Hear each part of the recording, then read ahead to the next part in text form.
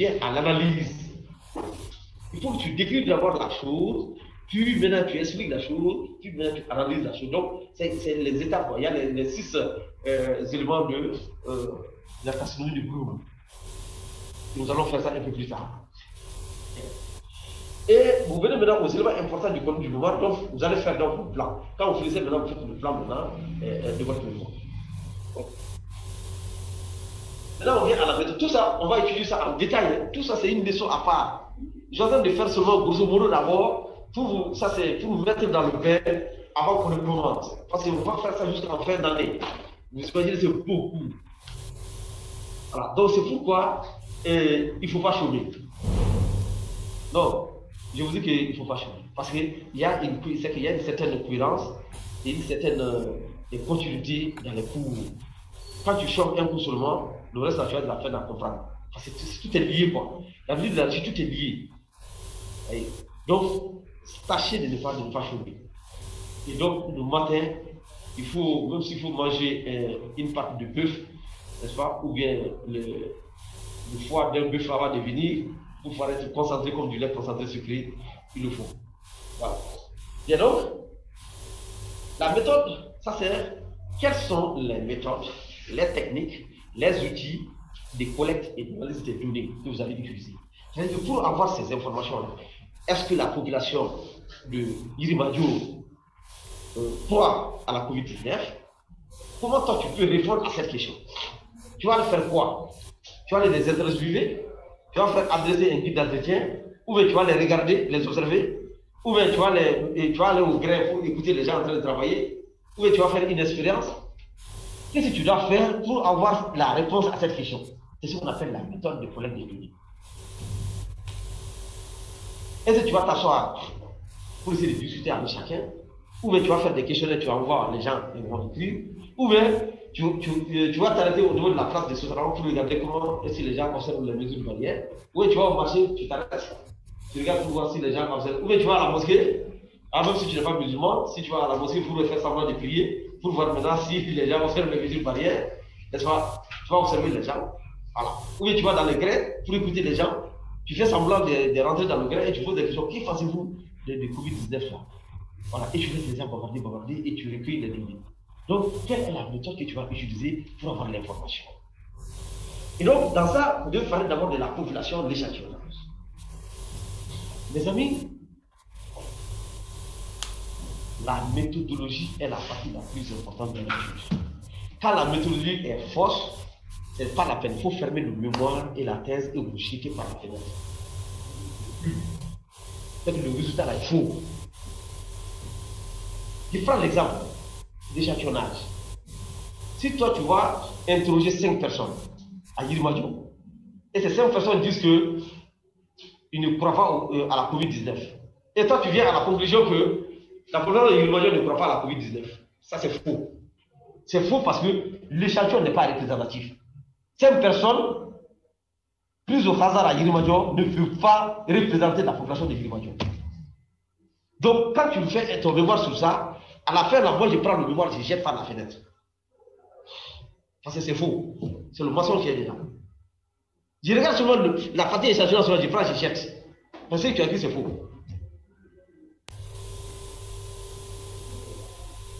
Quelle est la proportion alors de l'échantillonnage par rapport à... Très bien. Il y a une leçon entière sur ça, mon cher ami. Il y a une leçon sur l'échantillonnage. On va parler les 3 méthodes. La méthode agressive, la méthode probabiliste, la méthode non probabiliste. On va parler des méthodes probabilistes où il y a les différentes techniques. Technique de sondage aléatoire, technique de sondage stratifié, technique de sondage à 1 degré, technique de sondage à plusieurs degrés.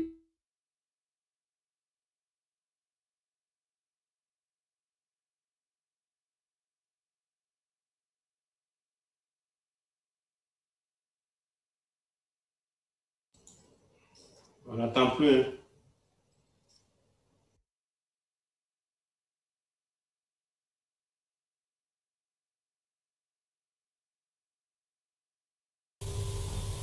On les a perdus.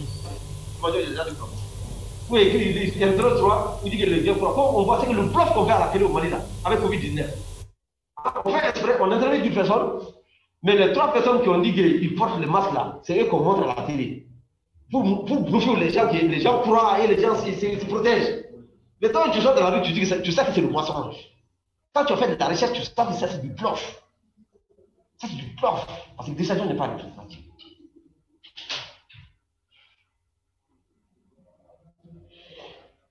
Et ensuite, l'Afrique d'histoire, c'est sur le dessous.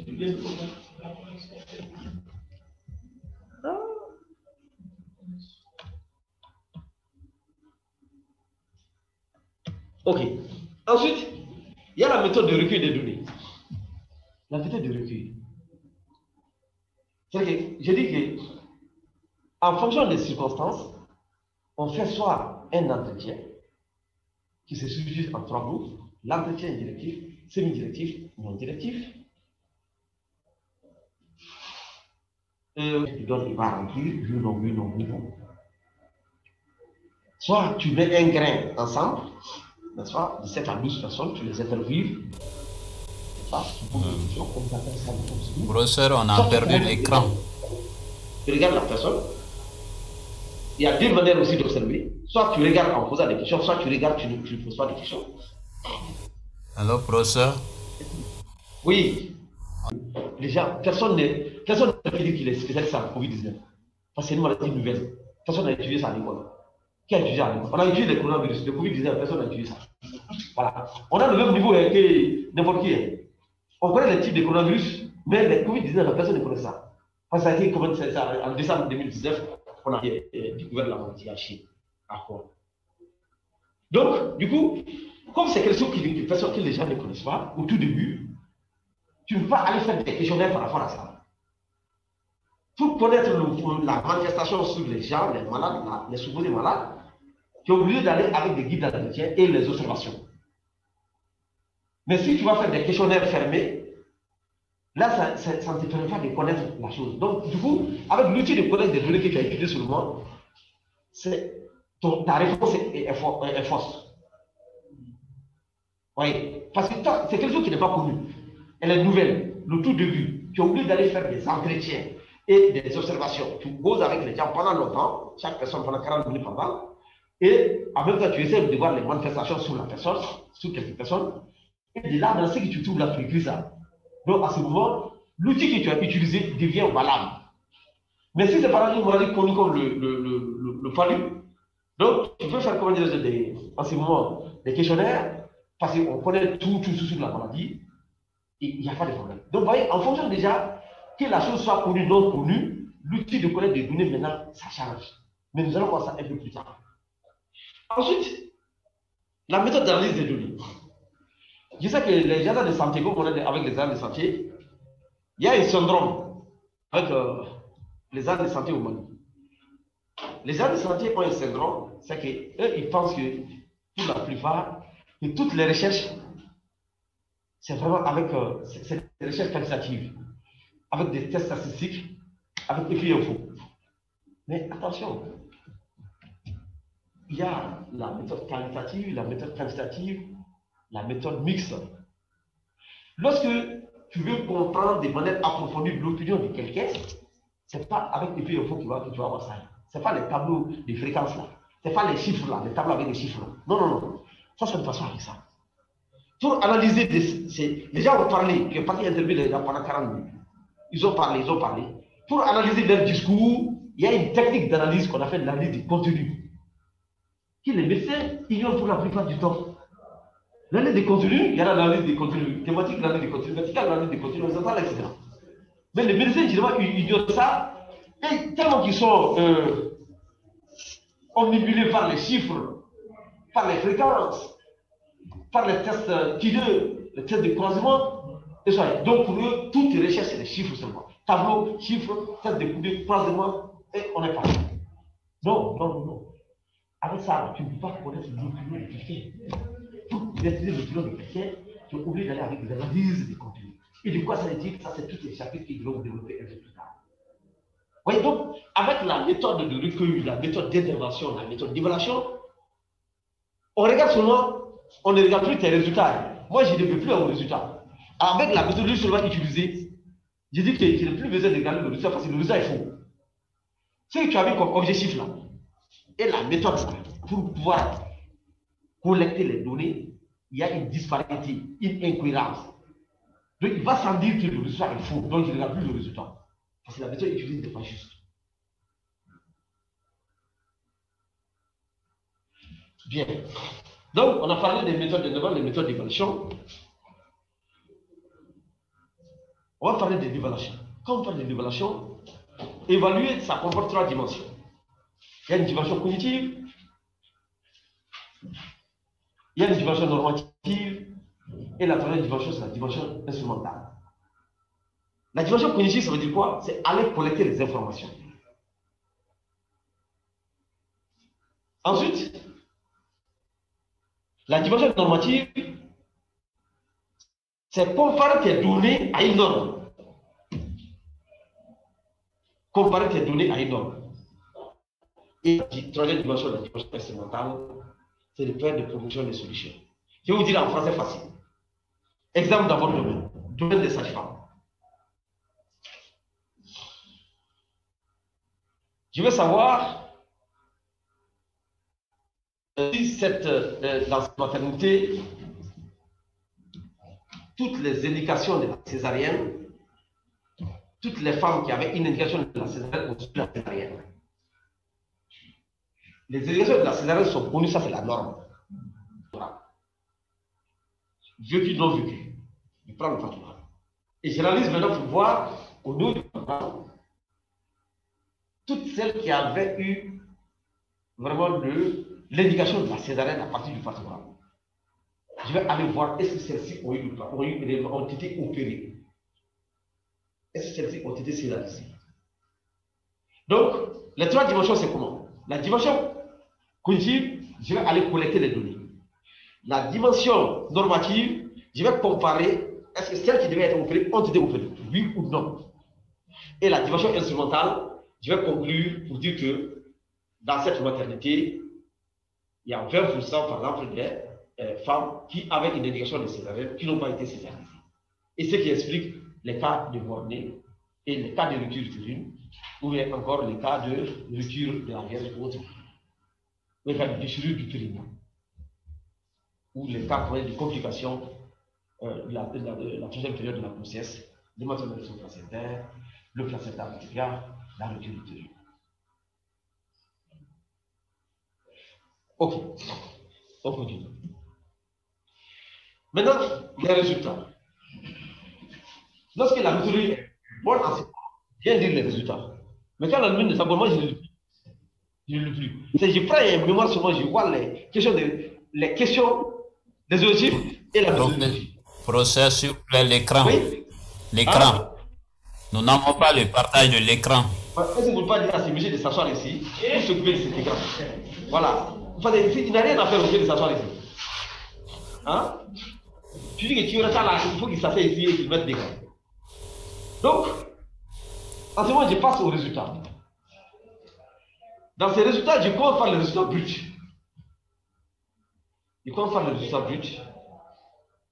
Après, je viens maintenant aux résultats spécifiques. Et donc, il est recommandé de faire des tableaux et des figures, surtout lorsqu'il s'agit d'une recherche quantique. Les recherches quantitatives sont recommandées de faire en tableau et en figure. Et je commence toujours par les résultats les plus importants.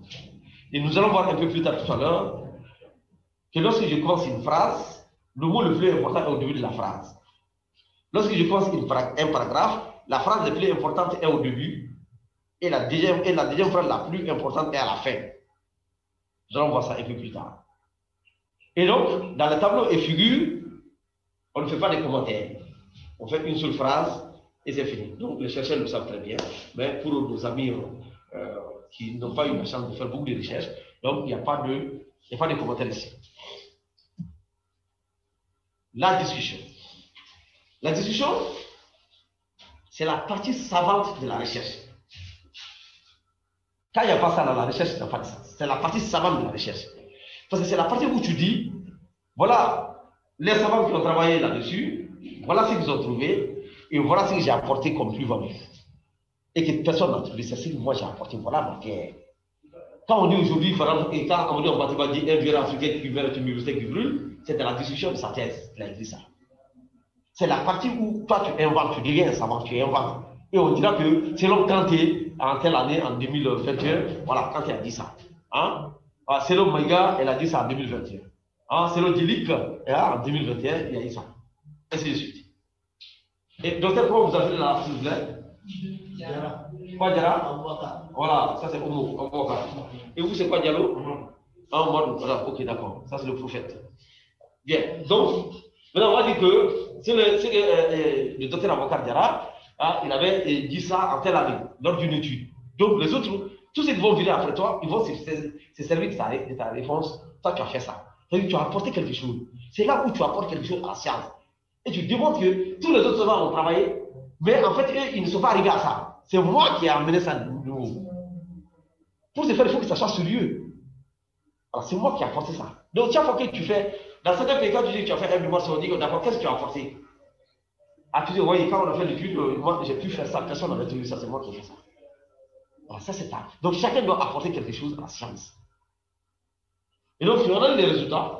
Et selon Huguet, en 1998, Huguet dit que la discussion doit comporter 3 parties. Et nous allons voir ça un peu plus tard en détail. La première partie, dans une discussion, il faut démontrer que les objectifs de l'étude ont été atteints. Et c'est la seule partie où il y a une rédite du résultat, mais en quelques mots.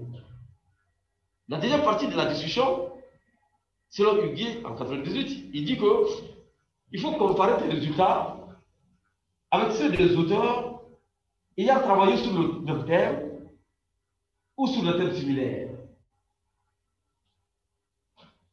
Et la troisième partie de l'étude, tu dois essayer de juger la validité et la qualité de tes résultats.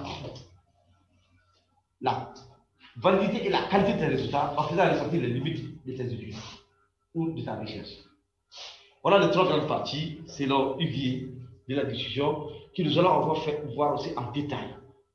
Tout ça, on est dans le grosso modo. Ça, c'est ce qu'on appelle, c'est l'entrée de Dieu, quoi. Hein? On est dans l'entrée de Dieu d'abord. On veut camper le décor. Merci, docteur Aboubacar Diarra. Bien, mes amis. Qu'est-ce que vous voyez? Là, c'est après d'avoir campé le décor, on va commencer. Il y a le malin de l'extérieur. Ah, Diarra, ça c'est mon style. Ah, d'accord. Ok, très bien. Très bien, super. Donc, ça, c'est le style de monsieur, du docteur Hervé Dambélé. Oh, Hervé Dambélé. Donc, le style de Hervé Dambélé, qu'est-ce qu'on va faire pour vous? Selon Hervé Dambélé, vous avez vu, il y a 6 grands styles qu'une recherche doit avoir, une étude doit avoir, selon Hervé Dambélé, 1992. Hervé Dambélé dit que l'étude, une recherche doit être claire. Hervé Dambélé dit qu'une étude doit être brève. Hervé Dambélé dit, il parle les caractéristiques d'une phrase. Hervé Dambélé détaille les caractéristiques des paragraphes, l'utilisation des verbes et enfin les expressions émotionnelles. Les 6 éléments-là, on va les prendre un à un et les détailler. En français facile. En français facile. Tout de suite. Voilà. Madou, Aboubacar, Djelik, Maïga et Kanté. Il faut que j'écrive le prénom de Maïga et de Kanté. Mamadou, Aboubacar, Djelik, Zawzata et Adjara. Donc, on va détailler qu'est-ce qu'on entend par clarté. C'est bon, on peut aller? Oui. Ok. La clarté. Vous savez, dans la recherche scientifique, on dit ceci. Suivez s'il vous plaît. Je cite 2 fois jour les guillemets. Un document scientifique doit être compris de la même manière par tous les lecteurs éventuels, qui ne doit pas avoir d'hésitation pour mettre en application les dispositions et en tirer les conséquences. Fin de citation. Je reprends, tout document scientifique doit être compris de la même manière par tous les lecteurs éventuels qui ne doivent pas avoir d'hésitation pour mettre en application les dispositions et en tirer les conséquences. Ça veut dire quoi en français facile? En français facile, lorsque le professeur Mamadou Diallo va écrire un document, s'il va donner au docteur Boubacar Diarra, la manière de lui comprendre, Boubacar Diarra doit comprendre comme ça. S'il ne comprend pas comme ça, c'est qu'il a un problème. C'est un problème. Parce qu'ils ont le même niveau, donc il doit avoir un problème. Mais si le niveau est différent, il n'y a pas de problème. S'il donne à un élève, à quelqu'un qui n'a pas le même niveau, effectivement, il ne pourra pas comprendre. Mais si vous avez le même niveau, vous devez avoir la même compréhension. Si vous n'avez pas la même compréhension, c'est qu'il y a un problème. Par conséquent, le texte doit être compris par un lecteur étranger. Tu fais un document, tu veux que quelqu'un d'autre lise, la personne doit comprendre comme toi tu as compris. Si la personne n'a pas compris comme toi tu as compris, c'est qu'il y a un problème. Et donc, il faut utiliser beaucoup plus les phrases positives et non la double négation, c'est ce qu'on appelle en philosophie la théorie de la négation et de la négation. Étudie excellent. Phrase positive. La double négation, c'est quoi? Adjaratou Kanté n'étudie pas mal. Adjaratou Kanté n'étudie pas mal. Voilà.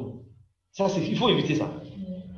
Il ne faut pas dire Adjaratou Kanté n'étudie pas mal, mais il faut dire Adjaratou Kanté étudie excellent. Ça, c'est la phrase positive.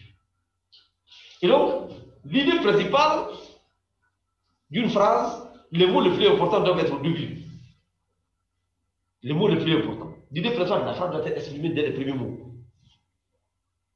Donc la phrase commence par l'idée principale, c'est qu'il faut mettre les premiers mots. Et il faut respecter l'ordre chronologique des faits.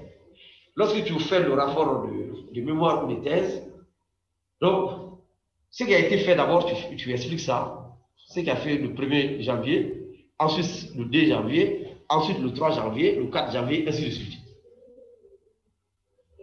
Et c'est pourquoi on dit il ne faut pas utiliser le on et le passif de modestie.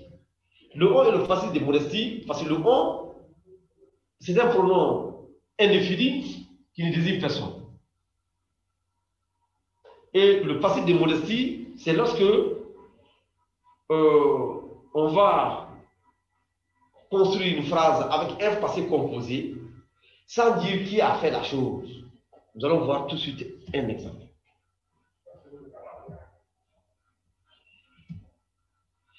Exemple de passé de modestie.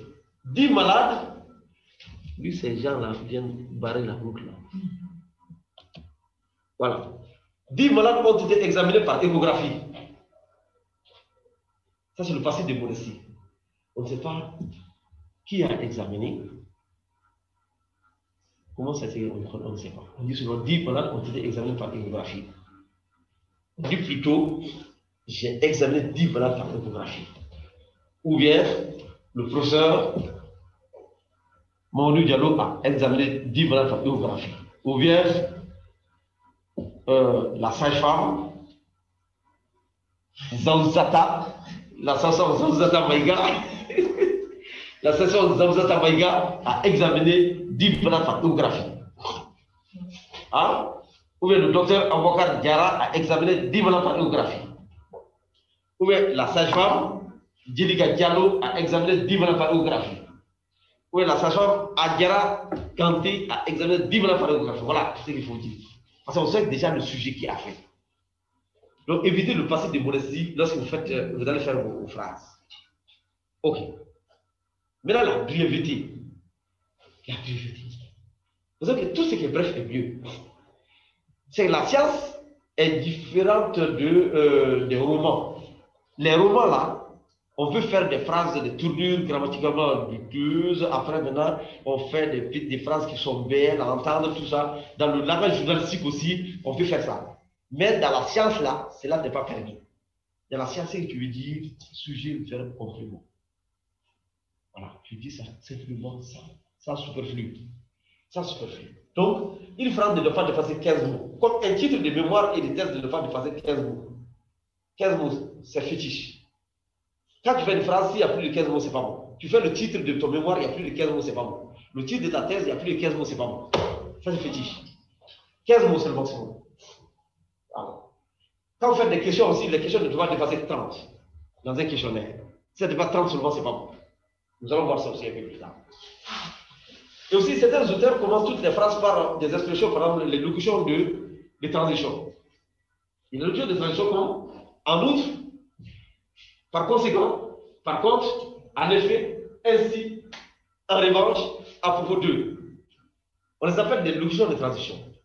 S'il y a trop de locutions de transition, ça diminue la valeur de la phrase. Ça diminue la lisibilité de la phrase. D'où la nécessité d'en diminuer beaucoup. On ne peut pas éviter, mais il faut en diminuer. Okay. La phrase, une phrase aussi ne doit pas dépasser 15 mots, on l'a bien dit. Et l'emploi des tirés, des crochets, des parenthèses n'est pas souvent justifié. Parfois, les gens aiment beaucoup les crochets, d'autres aiment beaucoup trop les paragraphes et les parenthèses. Donc, à un moment donné, ça ne permet pas aux gens de comprendre. On ne peut pas éviter les parenthèses, mais quand il y a trop de parenthèses, parce que la parenthèse veut dire que, en grammaire française, la parenthèse veut dire qu'on peut comprendre la phrase sans ce qu'il y a entre parenthèses. Voilà. Professeur, oui, s'il vous plaît, je vais vous retarder un peu il n'y a pas de problème. parce que je ne suivais pas, la connexion était partie là. Oui. L'exemple sur l'exemple, le dernier exemple que vous donniez là. Oui, oui. Si vous pouvez nous reprendre ça, ça nous fera plaisir. Ok, merci beaucoup. Oui. Bien, je dis que une phrase ne doit pas dépasser 15 mots. Oui, il s'agit de l'utilisation des locutions de transition comme en outre, en revanche, à propos de. Donc, il faut diminuer ça beaucoup parce que ça diminue la lisibilité donc, des mots, la lisibilité de la phrase, la valeur même de la phrase. Et aussi, il faut moins utiliser les tirés et les paragraphes. Parce que trop de tirés, trop de paragraphes aussi dans le texte diminue aussi la lisibilité de la phrase ou la lisibilité du texte. Voilà, c'est ce que j'ai dit jusque-là. Vous avez compris? Oui, ça va. Oui. Ok, merci. Voilà, donc, j'ai dit que aussi les mots les plus importants, on met au début de la phrase. Et la phrase la plus importante, on met en première position. La première phrase est plus importante que la deuxième est plus importante que la troisième. Mais s'il y a une autre idée là, deux idées dans un paragraphe, la deuxième idée, c'est à la dernière phrase. On met la première idée, ça c'est la première phrase, et la deuxième idée, c'est la dernière phrase. Et donc, on dit il faut, la position forte consiste à mettre au début des phrases les mots significatifs. C'est-à-dire qu'au début de votre phrase, les mots les plus importants, il faut mettre l'idée principale. Et au début aussi du paragraphe, on va voir tout de suite le paragraphe, on dit que la première phrase contient l'idée principale. Et si une autre idée doit être exprimée ainsi, il faut la mettre à la dernière phrase. C'est ce que j'ai dit tout de suite. Voilà, donc ça veut dire que la première phrase est plus importante que la deuxième plus importante que la troisième. Si c'est le paragraphe comporte une seule idée, ça suffit. Mais s'il y a deux idées dans le même paragraphe, la première est plus importante que la deuxième plus importante que la troisième. Après, la deuxième idée maintenant, qui se trouve dans le même paragraphe, vient en dernière position. Tu as compris? Ok. Maintenant, le passé pour les verbes. Voilà. On voit ça, quand on fait le protocole, c'est fait au futur. Parce que tu vas aller faire le travail. Mais une fois que tu finis le travail, là, tout est au passé composé. Tout est au passé composé ici. Et on